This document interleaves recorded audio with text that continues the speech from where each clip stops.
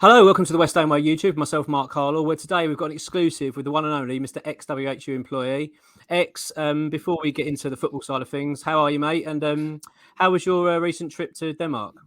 Yeah, I'm really well, thank you. Must admit, looking forward to the end of the transfer window where I can get a bit of sanity back into my life. But yeah, I'm all good. Denmark was amazing. I don't know if you've ever been before, mate, but it's a top quality country, and I would highly recommend going there. I mean, I've been to Copenhagen myself beforehand, but that was only the one time. But it was freezing, which kind of put a bit of a downer on things. But then when we went to Viborg, via Silkeborg or Silkeborg via Viborg.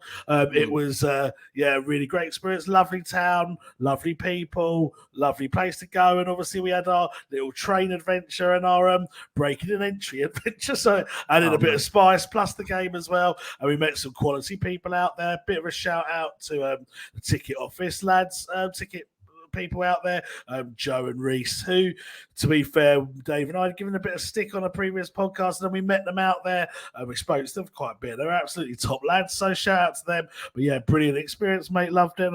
Can't believe we drew Silkeborg in the next stages, so we'll be going back in a few weeks' time. So happy days.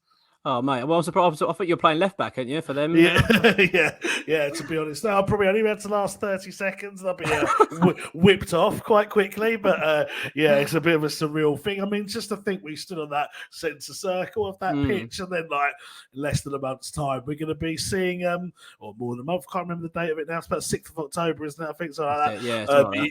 Yeah, we'll be back there watching the team play there. So yeah, it's quite ironic because when we went there, we didn't even realise that they were in Europe themselves, let alone that there was a possibility that they could meet West Ham. And obviously that possibility was still very dependent on lots of different fates happening, different scenarios, and it did. So yeah, happy days. But it's an AstroTurf pitch. It's not a real, and that's gonna be interesting to see how we cope on that, because I don't think since we got battered at Hull in like the early 90s that we've ever played on an Astro pitch since. So yeah, it'll be interesting to see how we do.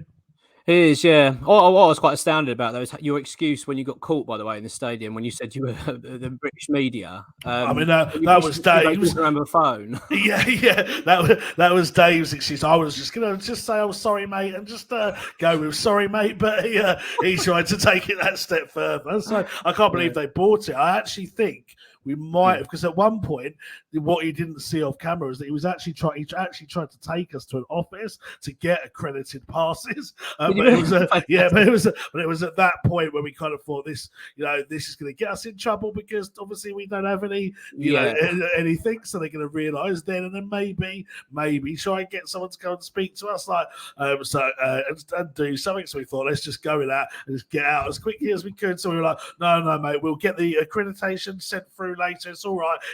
We'll go now. So that was Dave that invented that one. But fair play, it got us out the shit, and it was quite funny at the same time. So yeah, happy days. Mate, it's a brilliant watch. Honestly, I couldn't stop laughing. It's brilliant. So people that don't know you, mate, obviously, well, a lot of people obviously know who you are, but we're looking back at your sort of background then and how you come about to be a West Ham fan. What can you tell us about your early days as a young lad and getting involved with the club? Well, I just didn't really have much choice, really, to be honest with you. My dad's a big West Ham fan. He'd been a season ticket holder, before I was born.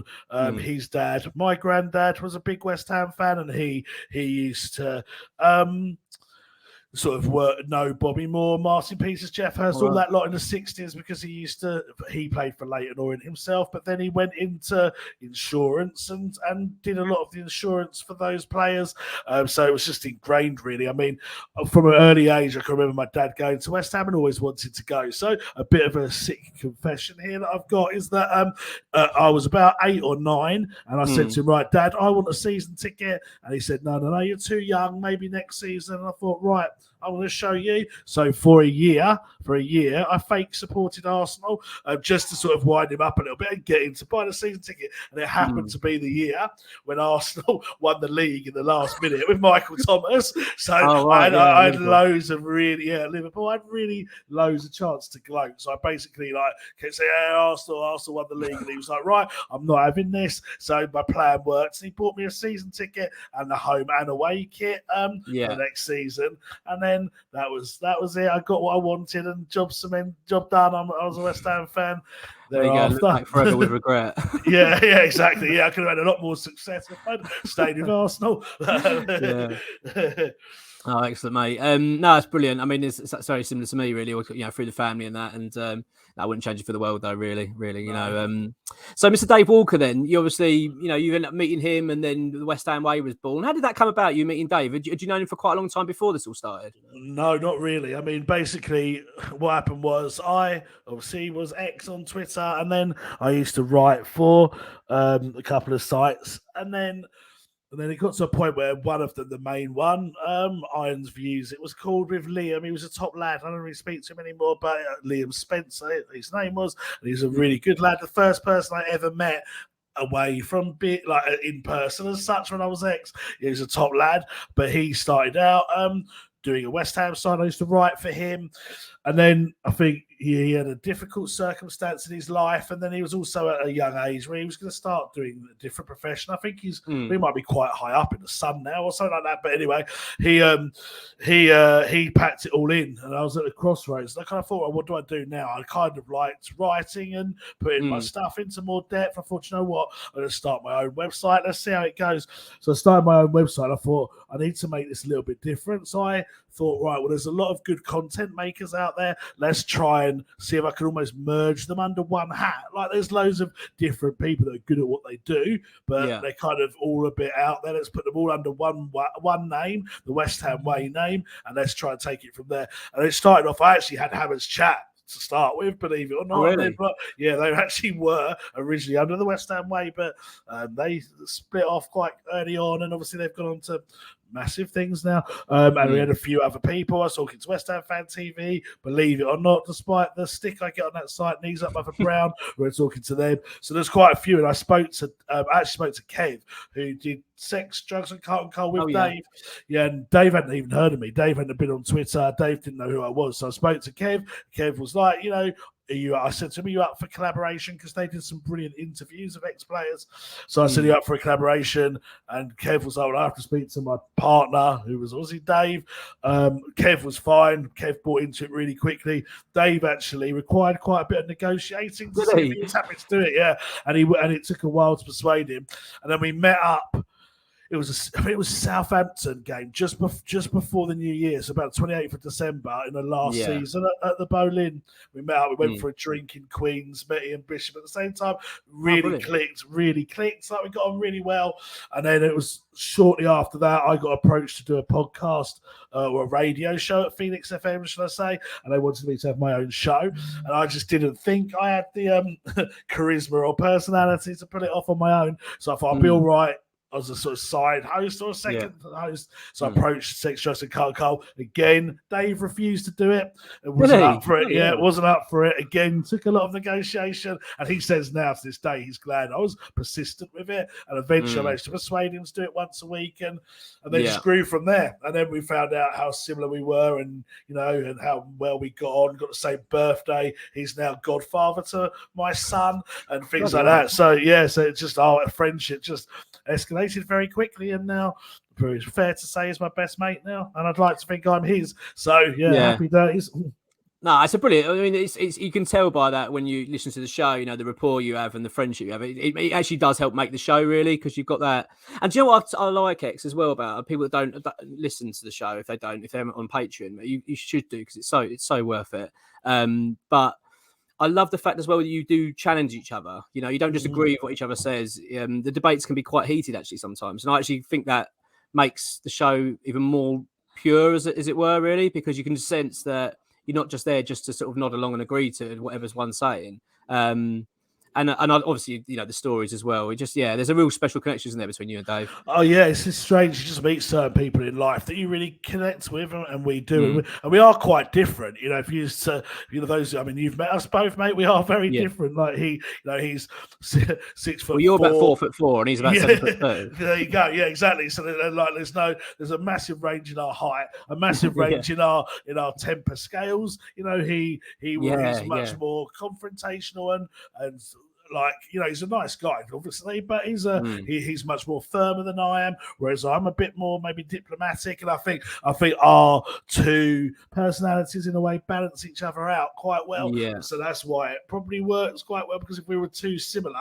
I'm not sure it would work as well as it does. But because we're different, but with a number of things that are similar sense of humor, similar sense of family background and stuff, similar love for the club, then those similarities work with the differences. So yeah, I think I was lucky to meet him, and can't imagine life without him now. Without me to get too deep, it'd be very exactly. Yeah, it would be very strange without him now. Anyway, and I speak to him God knows how many times a day. So I'd have a lot more time on my hands if he didn't exist. But yeah, I don't obviously want that to happen.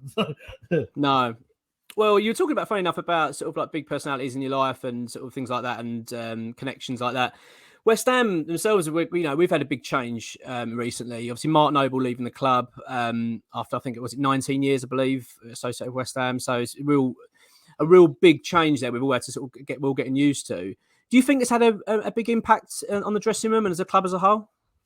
I think it's a big loss, definitely a massive loss. When new players join the club, one of the first things they would do would be introduced to him, and he would give them like a bit of a tour of the training ground, and would give them a bit of a chat to them about what it means to play for this club and welcome them. And he's been doing that for years, way before he was captain, because he loves the club and is a fan. And I think his presence around the club is a massive loss. And obviously Declan is a great captain, but has got some big shoes to fill there. And obviously Noble was a West Ham fan from birth and has the story of coming through the academy, which obviously Rice does, but he joined via Chelsea and is a Chelsea fan. So Noble always had that kind of that special relationship with everyone in the club, and I think it's a massive loss when you put that alongside the likes of David Martin, who was a really popular character.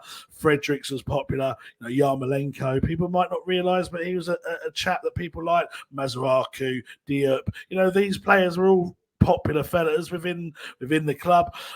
So I think it was a big loss, and I think you'll never see probably a player like Mark Noble ever again at West Ham, as sad as that is, that's come through the academy and stays to the age of 34, 35 and doesn't join any other club, a boyhood fan. It's just so rare for that to happen now. So he was special, and I think it is going to take a while for the club to kind of almost move on from him in a positive way as such. But thankfully, I think he won't be far away. I think he's always going to be involved in the club in some capacity, and I think something official will be made soon. Oh, there we go. Yeah, that's one of the questions I actually wanted to throw to you about that and see what. I mean, I know that I think when we did an exclusive before, I think you said something along the lines of a more sort of a directory kind of role rather than more being on the pitch. It was going to be more on the business side of things, or an ambassador role to the club. Is that something you still can see happening then? Oh yeah, definitely. I mean, you can't waste what he can bring to the club. I mean, he brings just such a wealth of experience, respect, personality. People don't know it, but he just does so much off the pitch. Even this week, I've seen he sent a message to a young lad that's broke both of his arms and his legs or something in a car crash. There's a message from Mark Noble. So best wishes to that fella. I've seen him go to be in Cyprus or something and have a photo with a load of soldiers that are based out there representing West Ham again. He owns a massive apartment block in Brentwood, and he does deals for West Ham staff and players to buy apartments there. So effectively, he's like the landlord of many people at the club, and I just think his influence is so wide and wider than people probably imagine, that he he's always going to be involved. I can't see there not ever being a space for him. So, yeah, I think he'll come back in some kind of ambassador's role. Originally, you'd want him as a coach or something, but I think he's enjoying the kind of freedom and spending time with his family. His son's in the academy as well as a player. So he's enjoying that, but I think he'll always be there to kind of represent us as an ambassador. But it will be made official soon, I would imagine. That'd be great. It'd be lovely to see him back. And you say, you always kind of get the sense with Noble that like you just said that he's not far away. I imagine he's always, he's always on the other end of the phone to anybody at the club as well. So it'd be great to see Noble back. It's been a busy summer, X. Obviously, you know more than anybody how busy it's been.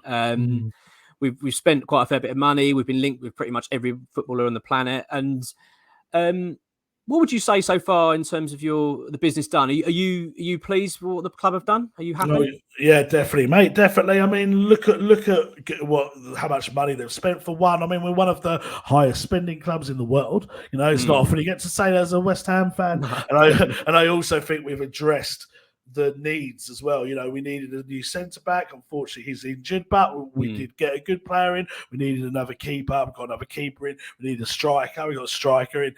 Every position really that we needed someone in, he's strengthened, and he's strengthened with quality. We signed an Italian international. We signed two Italian internationals. We've signed a Brazilian international. We signed, you signed players that are brilliant in terms of their world status. You sign players that have done it in the Premier League before, like Cornet as one of them, Emerson as another. And I think it's a real good balance of positions and players and experience.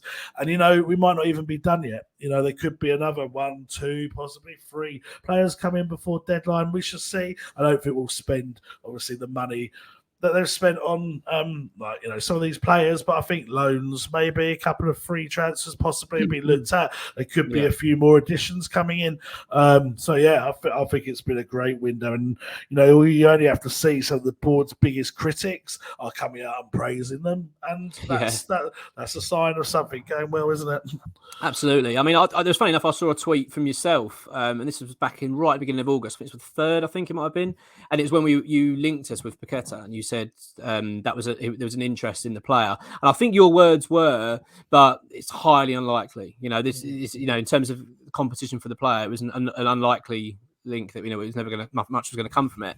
Yeah. And that kind of thing shows where we are as a club now. I think and how well we've done this summer. Would you say Rob Newman's been a key factor in this? Yeah, I think so, mate. Yeah, I think so. Like the likes of Scamacca and most of the players, well, in fact, all the players, I think, have been identified by him.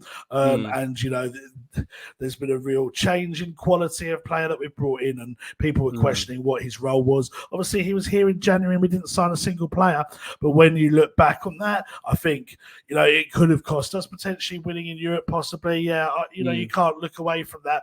But they wanted to get the right players in, and it feels like we have. And, we've been ambitious in this market.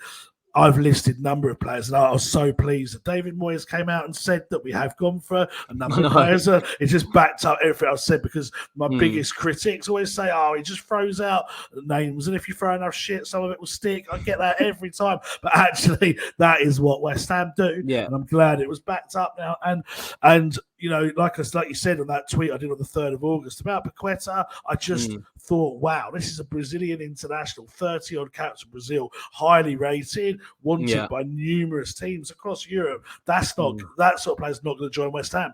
But fair play to everyone involved. He did. And, I think it's an amazing signing. And I think it's a real testament to the fact that Newman is here, that we've been able to do that. Don't get me wrong, the same people like Sullivan are still involved in transfers, so he does deserve some credit. Can't take it away from him. And he appointed Newman ultimately, so there's credit in that. But I think Newman's definitely earned his money this window. Absolutely. Sure. Yeah, I agree. And funny enough, you touched on there and you mentioned the word ambitious. Now, it's a word that's sort of bandied around West Ham quite a fair bit, and I think it all links to Rice and Bowen and those sort of players, and saying, well, they're not going to necessarily want to commit to long-term futures at West Ham yet, because they're considering the fact that, are the club ambitious enough? Are the club going in the right direction? Now, I'm not going to start suggesting that you're going to say, oh yeah, I know for a fact that they think the club's been ambitious and happy to sign. But do you think that this summer will help that? in terms of like keeping certain players at the club, or maybe at least having to start have second thoughts about possibly wanting to move on in the future? I think it shows some ambition, definitely. And I think, those players that you're obviously alluding to there are impressed by the signing of Paqueta and Scamacca and players like that. You couldn't help not be. We're not going to be able to sign the Haalands of the world, players that are like at the pinnacle, an absolute world-class top-tier player. But let's be honest, Paqueta and Scamacca, when you look at it, aren't that far off it, especially if you look at the clubs that have been linked with them before. Scamacca had Juventus, Milan, Inter Milan interested in him. That's top-tier clubs looking at him. We were after Kostic. Kostic nearly joined us, but instead he went to Juventus. So, we were competing with all the top teams. I think it will make those players definitely think, that's ambition. Whether it will convince them to stay long term, because despite these signings, I think we're going to have a good season. I think we'll kick on, but despite these signings, we're not going to win the league. We're not going to probably ever get into the Champions League. And if we do, we're not going to win it. And the two players, I'd imagine you're talking about, want to be doing those things. So whether it'll be enough to convince them to stay ultimately, I'm not sure, but it certainly will make them feel better about the club now than they had been at the start of the window. That's for sure. That's great. That's good to hear, and I think we all can understand that. And I think for us as fans as well, we see this as I'm certainly hoping that this is the start of it. The start of things to come. That hopefully this isn't just going to be a flash in the pan window, and then that'll be it. I'd like to think that we'll look to go again in January. Hopefully, not saying we'd spend the same amount of money, but then look again to carry on next summer. To keep pushing on. So. Yeah, let's hope so. Mate, I'm going to put you on the spot now for the final question today. Spurs at home, massive game, an opportunity for us to really get a season up and running. Firstly, what are your thoughts on the game? And then secondly, I'd like to know what your prediction is going to be.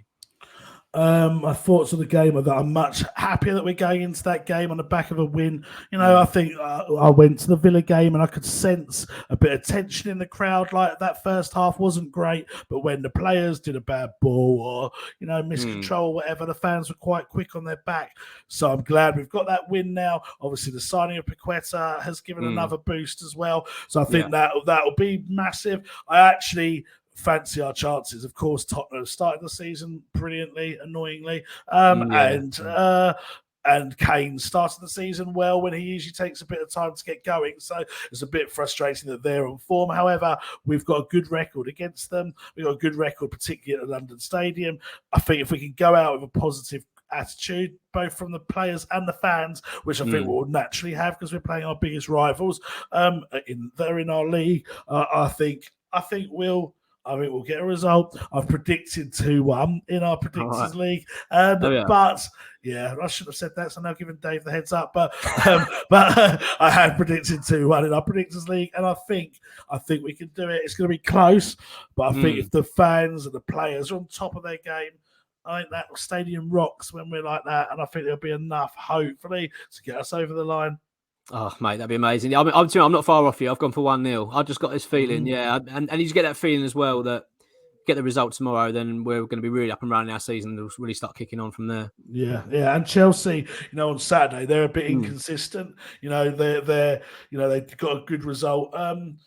Got a couple of good results, and they've also got a couple of dodgy results, haven't they? So you never quite know what you're getting when you play them either. So, if we beat Spurs, we could go into that Chelsea game with confidence, hopefully. And, if we got a win against Spurs and a win against Chelsea, suddenly our season looks completely different to it did a week or so ago. So yeah, happy days. Before you go, mate, one last one. Scotty Parker. It's come out today. He's been sacked by Bournemouth. What are your thoughts on that? I think it's very harsh. I think looking into it, when I was just judging it on the results, obviously they got battered 9-0, which is pretty hard to really come back from. But they had played Liverpool, they had played Man City, and they had played Arsenal. You're expected to lose those games if you're Bournemouth, but they won the game against Aston Villa that they needed to win, and they'd actually won in the cup as well. So when you look at the results, I think it's harsh, but I've read into it a bit more since I tweeted this morning, and it appears that Parker was a bit blunt in a press conference about not being backed. And I think he had a meeting with their owner, who's a bit of a hothead apparently, and the meeting didn't go very well. And I think there was tension, and obviously on the back of a 9-0 defeat, it gave the owner the perfect excuse to move him on. And I think it's harsh because he's got two promotions with Fulham and Bournemouth now, but ultimately he got Fulham relegated and has been sacked at Bournemouth. So you can't quite gauge whether he's a top manager or not a top manager because looking into the future, I thought he might be a potential West Ham manager, but absolutely, I think he's going to need another club at least before he goes to West Ham now to prove it there before we can consider him. Because if we're going to be wanting to challenge for a Champions League club, you can't appoint a manager that's been relegated once and then sacked very quickly after the second time. He's going to have a third job and do really well there, I think. Absolutely. I completely agree, mate. Absolutely. Yeah, and I agree. I could see him being a West Ham manager in the future. But yeah, it's a sad one for Scott, and I think it was a bit harsh. But like you say, I didn't realise that more would come out about that in terms of what's going on behind the scenes. Mate, it's been an absolute pleasure having you on the show, and I'm sure everyone will be absolutely thrilled to listen to your thoughts on subjects we talked about, and hopefully we'll get you on again very soon. Yeah, no problem, mate. I've really enjoyed it. And while I get a chance, thank you for all you're doing for the website and for the YouTube as well, mate. We appointed probably the wrong word. We asked you to come in and make it, appointed sounds like we're paying you, but and we're not. So we got you involved because we wanted someone that would be proactive, take the site on, take the YouTube on, and really drive it forward. And I think you've done that. You've been very, very proactive, very, very determined to move it on. And I think you're seeing the results of that now. So thank you for all you've done as well. That's much appreciated, mate. Thank you very much. And thank you everyone for watching. And stay tuned and we'll have some more videos soon. Cheers.